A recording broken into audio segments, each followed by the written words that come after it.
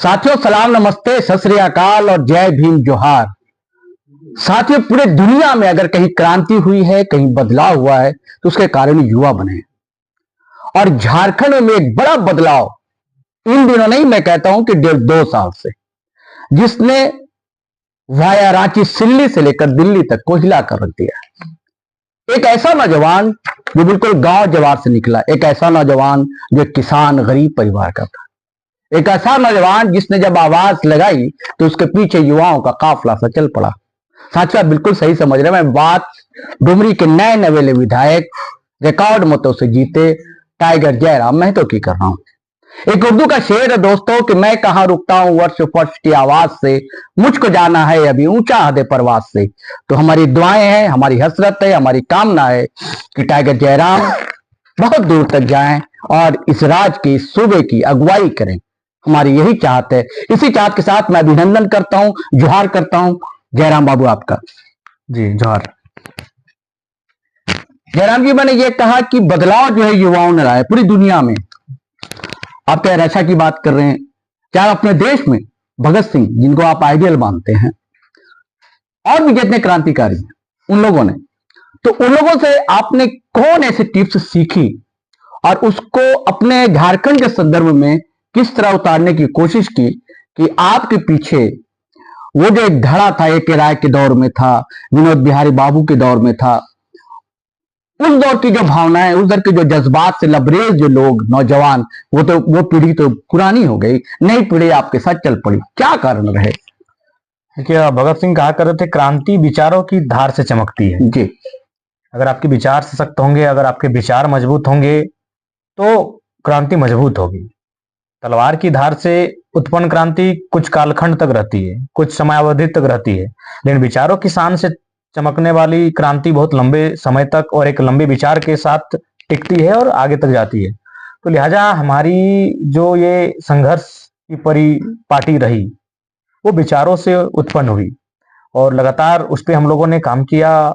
गांव गांव, टोले मोहल्ले गए, एक जागरण के माध्यम से, छोटे छोटे नुक्कड़ सभा, संबोधन, तमाम कार्यक्रमों के माध्यम से हमने अपने विचार का आदान प्रदान किया, जो कि डॉक्टर बाबा साहब भीमराव अम्बेडकर भी कहते थे कि विचारों का मूल्य तभी है जब उनका प्रचार हो। अगर विचारों का प्रचार नहीं होगा तो फिर वो उस पौध की तरह जिसको पानी नहीं मिल रहा है। तो जब हम लोग विचारों का आदान प्रदान हुआ, जब पूरे राज्य में भ्रमण किए, तब इस क्रांति को मजबूत किए और लोगों ने मन बनाया कि हाँ, लड़का सही बोल रहा है। ये सारी चीजें हम लोग की आंखों के सामने घटित भी हो रही हैं, हम लोग इन चीजों का सामना भी कर रहे हैं, लेकिन हम डर रहे थे कि हम बोले तो बोले कैसे। सिस्टम में वे लोग हैं, हाईजैक करके बैठे हैं, लठेत बन के बैठे हैं। एक तरह से लोकतंत्र में भी लठेत लोग आ चुके हैं। वो लठेत बनकर बैठे हैं, अगर उनके खिलाफ कुछ बोले तो पिट जाएंगे, उनके खिलाफ कुछ बोले तो एफआईआर हो जाएगा, उनके खिलाफ कुछ बोले तो हमारे साथ कुछ अनहोनी हो जाएगी।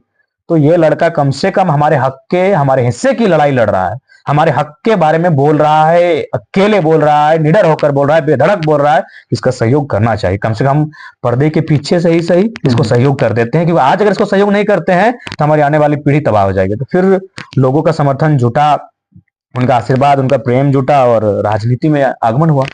देखिए, विनोद बाबू ने सामाजिक आंदोलन की शुरुआत की थी। उन्होंने शायद संभवतः शिवाजी समाज का गठन किया था। अब बाद में वो एक राय से जुड़ते हैं और बाद में वो शिबू सोरेन, और शिबू सोरेन का लक्ष्य था राजनीति और उनका तो समाज। और मैं देखता हूं कि आदिवासी समाज के की अपेक्षा अब अंधविश्वास जो कुर्मी समाज में देखने को नहीं मिलता है, और मैं उसके लिए क्रेडिट देता हूं विनोद बिहारी महतो जी को। तो आप क्या सामाजिक आंदोलन, राजनीति की बात करेंगे, क्योंकि आपने सीधे राजनीतिक आंदोलन किए, सामाजिक बदलाव कैसे आएगा समाज में या राज्य में? देखिए, सामाजिक बदलाव विनोद बिहारी महतो के दौर में जिस प्रकार से कार्यक्रम, जिस प्रकार से लोगों का कार्यशैली होता था, उन सब चीजों पर मंथन करने की आवश्यकता है, उन्हें पुनर्जीवित करने की आवश्यकता है, उन्हें फिर से संचालित करने की आवश्यकता है। जब इन चीजों को हम लोग पुनर्जीवित करते हुए संचालन करने में लग जाएंगे तो हमें लगता है सामाजिक परिवर्तन भी होगा और वो इस राज्य के लिए एक सुखद एहसास होगा।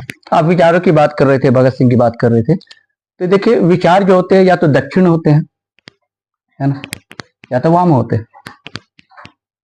तो आप कहाँ टिकते हैं, कहाँ खड़ा पाते हैं? देखिए, हम उसके बीच में एक आइडियोलॉजी आप ले लीजिए जी, क्योंकि एक बीच में वाम को हम लोग कम्युनिज्म बोलते हैं, और बीच में एक आप सोशलिज्म, समाजवाद, हाँ सोशलिज्म, कि भाई जितने भी विचारधारा उत्पन्न हुई है उनमें जो बेस्ट हैं उनको आप कलेक्ट कर लेते हैं।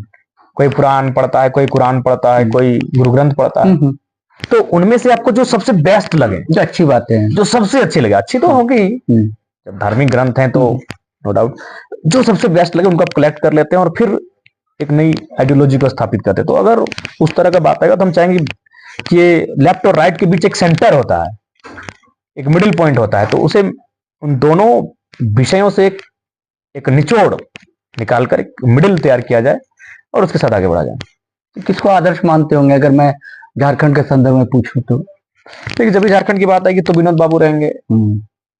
अगर आंदोलन में पीछे जाएंगे, जयपाल सिंह मुंडा, निर्मल महतो। जयपाल सिंह मुंडा की आपने बात की तो आदिवासी समाज जो है सरना कोड की बात कर रहा हूं, आपने भी कहा है कई बार, तो सरना कोड के लिए सरकार ने जहां तक हो सकता था शायद राज्यपाल के पास वो फाइल फंसी हुई है, केंद्र उसको स्वीकृति नहीं दे रहा है, तो इसके लिए फिर क्या कर पाएंगे? यही स्थिति है खतियान 32 के साथ। जी जी, देखिए आज तो जो सरकार के कामकाज हैं, अपने राज्यपाल महोदय ने अपने अभिभाषण में उन विषय को संबोधन किया, उसी की किताब को मैं पढ़ रहा था जी। तो इसमें पुनः उस सरना धर्म कोड के मसले को लेकर या फिर तमाम जो 3rd और 4th ग्रेड में 100% रिजर्वेशन को लेकर इन मसलों पे चर्चा हुई, और हमें लगता है कि अगर सरकार और राज्यपाल अगर दोनों समन्वय स्थापित होता है, दोनों के मत में मेल खाते हैं और केंद्र और राज्य परस्पर एक दूसरे के सहयोग समर्थन अगर थोड़ा बहुत प्राप्त होता है, तो हमें लगता है जो पॉलिसियां हमारे पास बंद बस्ते में है, ठंडे बस्ते में है, उन्हें हम लोग आकार दे सकते हैं। नहीं, देखिए मैं कहूंगा कि जैसे आप हैं या राज्य सरकार है, सत्ता पक्ष के जो विधायक हैं, तो वो तो सहमत थे खतियान 32 के लिए भी, सरना कोड के लिए भी, और इस सरकार ने जहां तक हो सकता था वो किया, वो राज्यपाल के मार्फत वो दिल्ली सरकार के पास है और कोई सुनवाई नहीं हो रही है, तब फिर क्या आप लोगों की भूमिका होगी?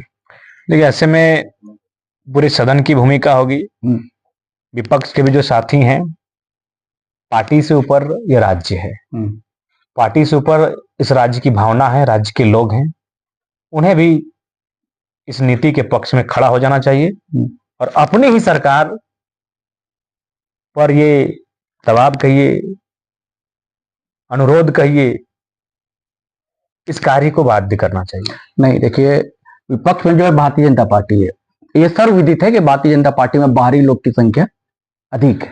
नहीं, देखिए मानते हैं कि कंट्रोल बचते हैं इससे, कंट्रोल बाहर के लोगों के पास है, हाँ। लेकिन हम अगर 21 जो विधायक उनके चुन के आए हैं और कुल मिलाकर उनके गठबंधन में 24, तो हमें लगता है बाहर के लोग कितने होंगे, 7, 5, 6 जितने भी होंगे, अगर आप गिनती भी कर लें तो रिंग मास्टर होता है ना जयराम जी, हाँ वही रिंग मास्टर आप कह सकते हैं। हाँ। बाकी जो सदन में जो MLA हैं वो भी झारखंड की भावना है ही, वो तो चाहते हैं, लेकिन तो कभी कभी उन्हें पार्टी के प्रोटोकॉल से थोड़ा सा टकराना चाहिए। ऐसा नहीं कि टकराने वाला, तो आप जैसा साहस हिम्मत कहां से बटोर पाएंगे? हाँ ये बात है, थोड़ा सा टकराना चाहिए अपने राज्य की आवाम के लिए, अगर कुछ हो जाता है तो उन्हें टकरा जाना चाहिए। तो उसके लिए आपका क्या प्रयास होगा? क्या आप उनसे मिलेंगे, समझाने का प्रयास करेंगे, कोशिश करेंगे बात कि ये हमारा मुद्दा है? एक बातचीत होगी जी, निसंदेह बातचीत की दिशा में बढ़ेंगे और सदन में हम इस बात को रखेंगे जब हमारा संबोधन का अवसर मिलेगा, क्योंकि आज अगर हम चूक करते हैं तो फिर बहुत भारी चूक हो जाएगी, और जो माननीय है वो तो पेंशन प्राप्त कर, क्योंकि देखिए नियोजन नीति नहीं बनने के कारण ये सब स्थितियां हो रही है, सारी समस्या आंदोलन हो रहा है झारखंड में, सारी समस्याओं हजारीबाग में नियोजन नीति, केवल और केवल नियोजन नीति है। चूंकि देखिए आज के डेट में सारी चीजें भले आप एग्जाम की सेटिंग अंदर से कीजिए, लेकिन बाकी रिजल्ट के बाद जो चीजें होती है पारदर्शिता के साथ हो जाती है। तो जब युवाओं के सामने वैकेंसियों के सफल अभ्यर्थियों के नाम आते हैं, इलाहाबाद से, पटना से, गुजरात से, अधिकतर तो आक्रोश होना स्वाभाविक है। तो इसीलिए अगर नियोजन नीति स्पष्ट हो जाए तो हमें लगता है कि ये जो समस्या है निदान हो जाएगा और ये विराम लग जाएगा। एक और बड़ा महत्वपूर्ण सवाल है, आपने घोषणा पत्र में उसे शामिल किया था, वो यह कि कभी एसटी का दर्जा हासिल था कुर्मी समाज को। जी देखिए पहले एक मैं क्लियर कर दूं, मैं इसलिए नहीं पूछ रहा हूँ कि आप कुर्मी समाज से आते हैं, ये राज्य का प्रश्न है ना, इसलिए मैं पूछ रहा हूँ, क्योंकि हमारे व्यूवर्स भी ये ना समझे कि मैं कुर्मी समाज से आते इसलिए मैं पूछ रहा हूँ, ये कारण नहीं, राज्य का प्रश्न है ये। तो कुर्मी समाज एसटी का दर्जा हासिल था कभी, आज नहीं है। और आपने उसमें कहा है कि जो एग्रीकल्चर कैटेगरी में उसे शामिल किया जाए, तो ये एक बार प्रयास किया गया था, तो जब अर्जुन मुंडा की सरकार थी, तो बाद में फिर एक सर्वे की बात है, रघुवर दास की सरकार थी, तो इग्नोर कर दिया था भारतीय जनता पार्टी के लोगों ने। लेकिन जो जेएमएम के लोग हैं, इन्होंने भी बहुत ज्यादा कोऑपरेटिव स्वभाव नहीं दिखाया कि हाँ ऐसा होना चाहिए, जबकि होना चाहिए ऐसा। एक बड़ा समाज है, और इंडिया अलायंस की अगर बात करें तो उसके जो अगुवाई करने वाले हैं जो राहुल गांधी, वो हमेशा कहते हैं जिसकी जितनी हिस्सेदारी उसको इतनी भागीदारी। ये आपका भी सवाल है, आपका भी प्रश्न है, और ये उन लोगों का भी जो कहते हैं कि नहीं भाई कोटा बढ़ाया जाए, 50% से अधिक किया जाए आरक्षण का कोटा। तो इस मांग को किस ढंग से उठाएंगे आप, और कैसे लोगों को समझाने की कोशिश करेंगे कि कुर्मी को भी एसटी एग्रीकल्चर का दर्जा दिया जाए, क्योंकि ये तो केंद्र के हाथ में है। देखिए सबसे पहली बात है कि राज्य सरकार केंद्र को कुर्मी को शेड्यूल्ड ट्राइब्स की सूची में शामिल होने की अनुशंसा भेजे। हाँ, जब उसे केंद्र में स्वीकृति मिल जाए जी, तो राज्य जिस प्रकार, चूंकि इस विषय को लेकर मैं पूरी तरह से मैंने स्पष्ट नहीं हूं, लेकिन मेरा मानना है कि जैसे केंद्र जब उसे स्वीकृत कर ले तो राज्य के पास जब फिर राज्य सूची आएगी तो वहां उसे दो भागों में विभक्त कर दे, शेड्यूल ट्राइब 1, शेड्यूल ट्राइब 2, या फिर नया नाम एग्रीकल्चर ट्राइब, फार्मिंग ट्राइब, कोई भी एक नया नाम, बिल्कुल एक नया कॉलम। जैसे कि अभी केंद्र के पास जो ओबीसी का रिकॉर्ड है वो केवल ओबीसी है, केंद्र के पास एसटी है, एससी, ओबीसी है और एक जनरल है, लेकिन ईडब्ल्यूएस जो भी है। लेकिन जब राज्य में चला आता है तो उसी ओबीसी को कहीं BC1, BC2 किया जाता है, कहीं MBC किया जाता है। तो राज्य सरकार वो अपने राज्य के अनुसार फिर उसका वर्गीकरण करता है। जैसे पूर्व में जो माननीय मुख्यमंत्री रघुवर दास जी थे, वो जिस समुदाय से आते हैं, तेलीवेश से समुदाय, वो शायद BC2 में था, तो उन्होंने अपने कालखंड में उन्हें BC1 में लाके डाल दिया। राज्य की अपनी कुछ है शक्तियां हैं, इससे तो ये तात्पर्य माने प्रमाण होता है। बिल्कुल। तो ठीक उसी प्रकार वर्तमान में माननीय मुख्यमंत्री ने सूचीबद्ध करने के लिए अनुशंसा करे, जब वहां वो स्वीकृत हो जाएगा। क्योंकि देखिए आप भी जानते हैं कि कुर्मी एसटी का जो डिमांड है उसकी आपत्ति केवल झारखंड राज्य में है। राज्य में क्यों आपत्ति है ना, राज्य के जो बाकी एसटी है उनको ये प्रतीत और फील हो रहा है कि अगर ये समुदाय हमारे साथ आता है तो चूंकि ये रिजर्वेशन के तहत जो हमें नौकरियां मिलती है उनमें इनकी भागीदारी हो जाएगी। देखिए सबसे तो आपकी उतनी भागीदारी जितने आप हैं, जितने हम, हमारी उतनी भागीदारी होनी चाहिए। फिलहाल अभी माइंड में यही है। हाँ, तो बाकी जो राजस्थान के एसटी थोड़ी विरोध कर रहे हैं, उत्तर प्रदेश के एसटी विरोध नहीं कर रहे हैं, गुजरात के, महाराष्ट्र के, क्योंकि झारखंड में 35-36 प्रकार के शेड्यूल ट्राइब्स है, लेकिन ऑल ओवर इंडिया में 500-600 प्रकार के हैं। तो इनके अलावा बाकी लोग विरोध नहीं करते, उन्हें इस बात से कोई विशेष वास्ता नहीं है, क्योंकि ये साथ में रहते हैं, इनको लग रहा है एक डर टाइप का। तो इसीलिए उसका समाधान यही है कि वहां जब जाए तो सूचीबद्ध हो जाए, जब फिर वो राज्य में वापस आए तो राज्य सरकार उसे दो भागों में, दो वर्गों में या दो कैटेगरी में विभक्त करे, ताकि विवाद भी समाप्त हो जाए कि आपस में जो टकराहट की स्थिति उत्पन्न हो रही है कुर्मी और एसटी के बीच, वो टकराहट की स्थिति भी समाप्त हो गई, भाईचारा बना रहे। और कुर्मी कौम जिनकी आज कई दशकों से जो मांग रही है, सड़कों पर, रेलों पर जो संघर्ष रहा है, उनका, चूंकि भारत एक संवैधानिक देश है और यहाँ पशु पक्षियों को जीने का अधिकार है, तो एक कौम है और बहुत बृहद उसका इतिहास है, शहादत की एक लंबी लिस्ट है, और जो आज उद्योग कल कारखाने खड़े हैं उसमें जमीन देने की भी एक लंबी लिस्ट है, बिल्कुल उसकी भी मांग पूरी हो जाएगी। तो फिलहाल देखिए वो कहते हैं कि बात से बात बनती है, बात कीजिए। तो आप आदिवासी समाज से कैसे संवाद स्थापित करेंगे? हम तो जो पढ़े लिखे बुद्धिजीवी वर्ग हैं वो चीजों को एक्सेप्ट करते हैं, एग्री है हमें, इसीलिए हमारे विधानसभा में वोट भी किया, कुछ एक ने हमें वोट किया है। नहीं किया, आदिवासी समाज के लोग भी हैं आपके साथ, ठीक है, उसका प्रतिशत कम हो सकता है, नहीं किया, और जो मूलवासी मुस्लिम है वो भी आपके साथ हैं, उसका प्रतिशत कम हो सकता है, क्या है, ऐसा नहीं है, लोग साथ में। और मैंने देखा कि मैं भी लोगों से बातचीत करता हूँ, उसमें युवा ज्यादा है, युवाओं की संख्या, जयराम जी, वो ज्यादा है, ऐसे नौकरी मिलने की उनकी संख्या ज्यादा है। अब एक और सवाल पैदा होता है ये जयराम भाई, वो ये कि आपने जो शुरुआत की थी भाषा आंदोलन का, ये भी केसेस बना था, तो अब तक कोई भाषा अकादमी नहीं बनी जी, कभी नहीं बन सकी यहाँ पर, तो उसके लिए आपका क्या प्रयास रहेगा?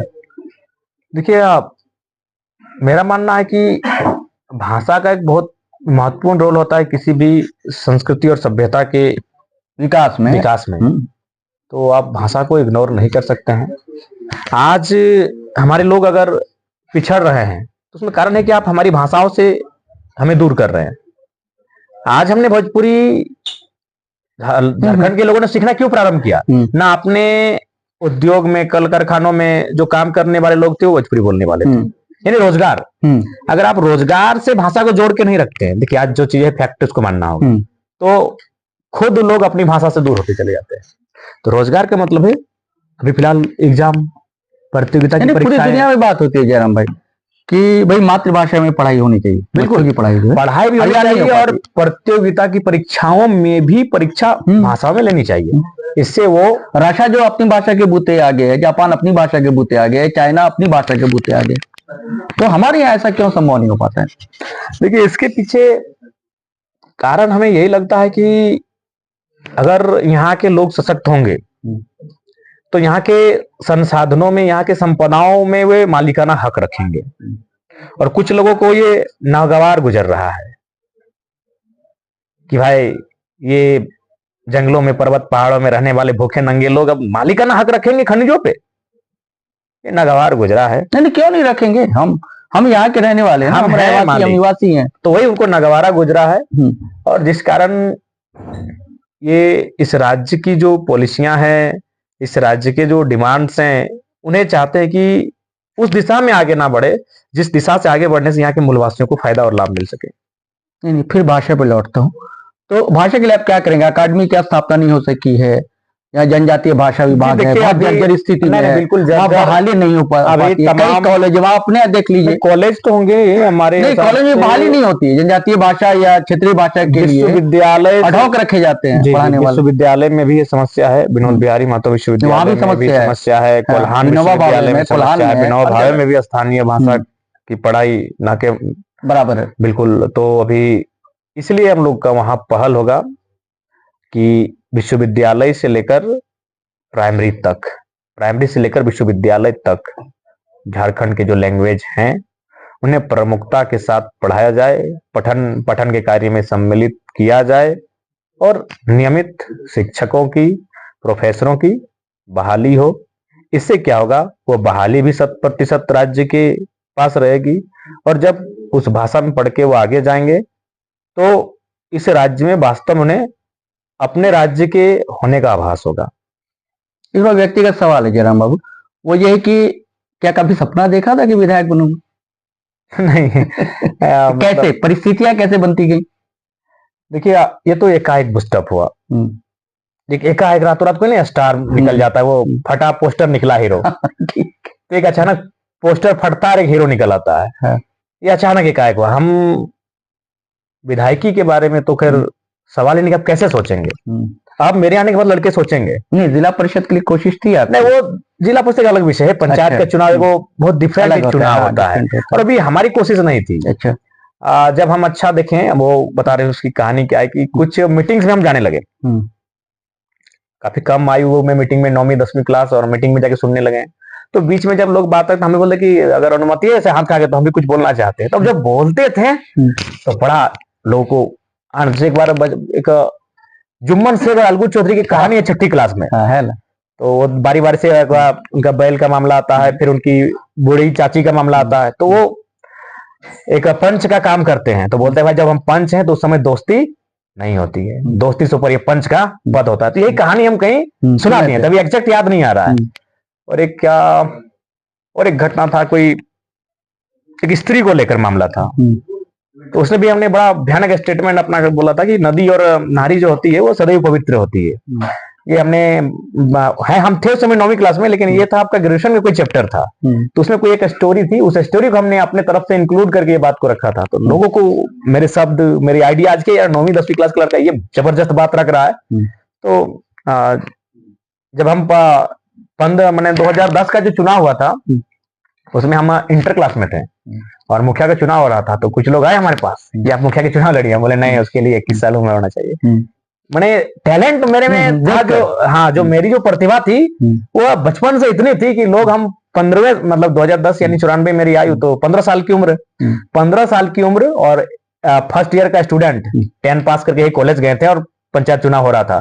मेरे गांव के कुछ लोग आए, बोले आप मुखिया का चुनाव लड़िए, क्योंकि पहली बार हो रहा था और 1978 में बंद हो चुका था, यानी 32 साल के बाद वो चुनाव हो रहा था। तो उनको भी आइडिया नहीं था कि चुनाव लड़ने की योग्यता क्या है, अर्हता क्या है। वो आके हमें कहते हैं कि आप चुनाव लड़िए। 15 साल का लड़का, कारण क्या कि मेरी बुद्धिमत्ता, कि मैं जब पंच की मीटिंग में जा रहा था, मैं बगल में बैठता था, सुनता था और मैं ऐसे हाथ खा करके सर हम भी नहीं, मुखिया जी नहीं, जो भी, हाँ दादू हम भी 2 शब्द रखना चाहते हैं। जब रखते थे तो बहुत बेमिसाल रखते थे, अपने तथ्यों को और तर्कों को बड़ी ताकत से हम रखते थे। ये 15वीं, मैंने मेरी उम्र 15 साल थी और लोग हमें ऑफर लेके आए थे कि मुख्य चुनाव लड़िए। तो उसके बाद जब दूसरा 2014 आया तो उसमें भी मेरी उम्र नहीं हुई थी, 15-21 हो नहीं पाया था, 20 के आसपास रह गया। तो उसके बाद जब तीसरे पंचायत चुनाव में जब हमारी उम्र होने लगी 21 के बाद, तब लोग बोले कि आप चुनाव लड़िए, आप पढ़ाई भी कीजिए और चुनाव लड़िए, अगर आप पढ़ाई में कुछ हो जाते तो फिर उसमें रिजाइन कर दीजिएगा। तो हमारे भी एक मदडी पंचायत है, वहाँ एक शिक्षक थे जो पंचायत समिति बने थे, तो फिर वो जब टीचर बन गए तो उन्होंने पंचायत समिति से रिजाइन कर दिया था। तो हमें भी लोगों ने वही उदाहरण दिया कि आप चूंकि आप हमारी मैंने बहुत अच्छा पंचायती करते हैं, आप बहुत अच्छा चीजों को जानते हैं, तो एक नेता ऐसा ही होना चाहिए। तो हम बोले कि भाई, तो फिर हमारा एक दोस्त है, वो 5 को मेरा 2000 रुपया खर्चा करके 5 को पोस्टर ले आया और जगह जगह जगह पोस्टर को टांग दिया। हम बोले ठीक है, जब आपकी यही इच्छा है तो हम लड़ लेंगे, लेकिन वो याद रखिएगा, हम चूंकि पढ़ाई भी मेरी है और अगर बीच में मेरा कुछ हो जाता है तो फिर हम यहाँ इसको छोड़ देंगे। तो ये था, तो ये इसीलिए, बाकी मेरा कोई ऐसा नहीं था अपने से इंटेंस कि हम जिला परिषद का चुनाव लड़ेंगे। फिर राजनीति में आने का निर्णय कैसे लिया? क्या लोकसभा से पहले जो भी केसेस का निर्णय था या आपका निर्णय था? ये तो अब एकाएक हो चला ना, जैसे अब मान के चलिए, अब जो मानव श्रृंखला हुई, तो मानव श्रृंखला के बाद क्या था कि एक क्रेज तो आज भी देख रहे हैं आप, लोगों का हजूम मिलने का, हमसे जो हमारे साथ प्यार है उसे समेट कर रखना, तो हाँ, उसे समेट कर रखना बहुत बड़ी चुनौती है। तो उस समय क्या था कि जैसे कि कोई जान लिया कि हम किसी गांव में गए हैं, तो बस कोई फेसबुक में 2 लाइन लिख दिया कि जयराम महतो फलाना गांव आए हैं, तो वहां 500,000 की संख्या में लोग सिर्फ मिलने पहुंच जाते थे। एक दौर था मेरा। तो अब क्या हुआ कि जब हम किसी जगह जाने लगे, जैसे लोगों का डिमांड करने लगे कि धरना में बैठे तो आप अगर आते 5 मिनट समर्थन कर देते हैं, क्योंकि आप आएंगे तो मीडिया वाले भी आएंगे, क्योंकि आपका भी झारखंड में भी लहर है, तो कम से कम हम लोग काम हो जाएगा। बोले ठीक, आते हैं। बोला आपको कुछ करना नहीं, बस हमारे बगल में आके बैठ जाना है धरना में। अच्छा, आप चीजों को जान लीजिए, हम लोग सही है कि गलत उसको कीजिए, लेकिन अगर हम सही है तो मेरे बगल में आके एक बार 5 मिनट बैठ जाइए। तो ये सिस्टम मेरा स्टार्ट हो गया। और सही बात है, जिस जिस धरने पर हम बैठने लगे रिजल्ट आने लगा। अब देखा कि धरने पर बैठने लगे तो रिजल्ट आने लगा। तब क्या हुआ कि जो वर्कर्स, क्योंकि धनबाद बोकारो यानी मजदूर का मामला वाले, तो वहां कुछ विषयों पे हम जाने लगे। तो वहां जो मैनेजमेंट है, अब उसको डर होने लगा कि ये लड़का आएगा, इसके साथ मास है, जन सैलाब है, काम सॉर्ट आउट की जल्दी कीजिए, नहीं तो फिर बवाल होगा, रोड जाम होगा, सड़क जाम होगा, काम रुक जाएगा, ठप हो जाएगा, नुकसान हो जाएगा। तो फिर जैसे ही मेरा नाम सुनते थे कि जयराम महतो प्रोग्राम में आने वाले हैं, उससे पहले वार्ता हो जाती थी और संतोषजनक वार्ता होने लगी। तो एक इमेज बिल्डअप होने लगा, कौन है जयराम महतो, एक इमेज बिल्डअप होने लगा आसपास में कि भाई क्या जादू है कि वो काम में आता ही नहीं, उसका नाम सुनते हैं और काम होने लगा। तब लोग ये चर्चा करने लगे, खासकर गांव में, देहात में, कि ये लड़का कोई पावर में नहीं है, कोई पद में नहीं है, सो काम को कर ले रहा है, सॉर्ट आउट कर दे रहा है। तो अगर इनको हम लोग अगर पद देते हैं, MP MLA बनाते हैं ऐसे युवाओं को, अपनी आवाज उठाए तो बुलंदी से आवाज उठेगी। तब शुरुआत होती है कि चलिए इनको चुनाव लड़ना चाहिए, अगर नहीं होता चलिए हम लोग मिलके जाते हैं और जयराम बाबू बोलते हैं कि आप चुनाव लड़े। तो फिर हमारे पास बहुत सारे लोग आए, बोले बाबू आप घबराइए मत, गांव गांव हम लोग घूमेंगे, आपके लिए चंदा हम लोग जुगाड़ करेंगे, होगा तो चावल मांगेंगे, हम लोग लोगों घर के सामने झोली फैलाएंगे, लेकिन आपको चुनाव हम लोग लड़ाएंगे। तो फिर हम बोले कि देखिए हम लड़ेंगे तो भाई अपने पूरे लड़ेंगे, हम लोग अकेले लड़के जाएंगे तो लोग स्वार्थी बोलेंगे, क्योंकि हमारा सिद्धांत हमेशा जमीर टाइप का हमेशा रहा है कि नहीं, अकेले जाएंगे तो फिर ठीक बात नहीं है, तो बोलेगा लोग जयराम महतो। तो फिर हम लोग बोले लोकसभा लड़ेंगे, तो लोकसभा सफल हुए, जब सफल हुए तो विधानसभा में हमारे लोकसभा के समय जो साथी आपके थे, अच्छा वोट उन लोगों ने लाया, फिर चले गए ना, वो वोट उनका नहीं था, आज भी नहीं नहीं, मैं ये नहीं कह रहा उनका संगठन का और संगठन का था, और वो बिल्कुल मैं कह भी चुका वीडियो में, वो आपकी लोकप्रियता थी, बड़ी भूमिका थी, और वो फिर चले गए, और इस चुनाव में भी पता नहीं क्या रिजल्ट। अब और कुछ और आपके पुराने दोस्त थे, लोग भी थे, और भी कई लोग थे, तो उनके लिए क्या कहना चाहेंगे? क्या आप उन्हें रोक नहीं पाए, या उनका मन नहीं था कि होता है ना कि कुछ चले जाए? कुछ लोग जैसे अभी नए नए हाल फिलहाल ही आए, तो कुछ लोग टिकट के लिए आए थे, जब उनको टिकट नहीं था फिर वो वापस चले गए। तो लाइक दैट कुछ लोग विचार ना मेल होने के बाद भी जुड़े हुए थे। अच्छा, क्योंकि लग रहा था कि जयराम नाम का भी वेब है, इस बहती गंगा में हाथ धो के निकल जाना है। विचार में असहमति थी, मुंह में राम बगल में छुरी, ये विषय था, लेकिन उसके बावजूद वो हमारे साथ बने हुए थे कि भाई यूज कर लेना इस बंदे का, यही मौका देगा, नहीं तो और किसी की हस्ती नहीं कि आपको मौका मिलने वाला है। तो बस वही कारण था, फिर चले गए। लेकिन जीतना था तो रहते, चले गए। देखिए, अगर जीतने की और सच में अगर ऑनेस्टी की भावना होती तो बरकरार रहते। आज जो बरकरार रहे, आज उनके अच्छा, रिजवान को लेकर क्या कहेंगे? मैं तो सीधे गद्दार कहता हूँ, मैंने वीडियो में भी कहा कुछ ना गद्दारी, मैं खुलकर बात करता हूँ। हम तो उसके बारे में क्या कहना चाहेंगे? क्योंकि ठीक है, जाना था तो आप पहले जा सकते थे, नॉमिनेशन से पहले चले जाते, या फिर हमारे ऊपर भी आरोप भी लगाना था, पहले लगाना था। नॉमिनेशन के बाद आप तो आप स्वीकार ही नहीं करते। जिस दिन आपके नाम का टिकट अनाउंसमेंट हुआ, आप सीधे प्रेस कॉन्फ्रेंस करते और कहते ये हमारे साथ गलत हुआ है, हम इसका विरोध करते हैं, और नहीं तो हम पार्टी से इस्तीफा देते हैं। पहले करते हैं, सब चीज हो गया, नॉमिनेशन हो गया। अच्छा, तो ये भी कह रहा है राम बाबू कहीं आप ही का मिली भगत? नहीं, हमारा कुछ नहीं है। अच्छा, और जेएमएम को भेजे हैं ताकि सपोर्ट मिलेगा? नहीं, देखिए हमारा उनसे अब कोई विशेष संपर्क नहीं रहा। अच्छा, थोड़ा सा जब हो चुका था, जब वो चल राम रहीम की जोड़ी थी, तो उनको एक बार हम टेलीफोन किए थे, लेकिन उस समय चूंकि उनको बॉडीगार्ड और गाड़ी मिला था, तो थोड़ा सा भोकालबाजी में बहुत विश्वास करते हैं। नहीं, भोकाल तो टाइट है, अभी भी रील डालते रहते हैं। हाँ, तो भाई फोन हमारा नहीं उठाए। हम बोले छोड़िए, कोई दिक्कत नहीं है। उनके एक मित्र है, उनको फोन किए, बोले उनको, हम सिर्फ यही बोले कि उनको कहिएगा शुभकामनाएं, इस बार जहां रहिएगा एकदम पकड़ के रहिएगा, अगर भविष्य में कहीं से चुनाव लड़ना है तो भटकिएगा नहीं, और दगाबाजी तो भूल से भी मत कीजिएगा, क्योंकि दगा जयराम महतो माफ कर दिया है, जाइए जहां जाना है। तो हमने उनको संदेश पहुंचाया, और हमने ये भी कहा कि कोशिश कीजिएगा उनको कि जिस सीटों से हम लड़ रहे हैं वहां वो प्रचार के लिए नहीं आए।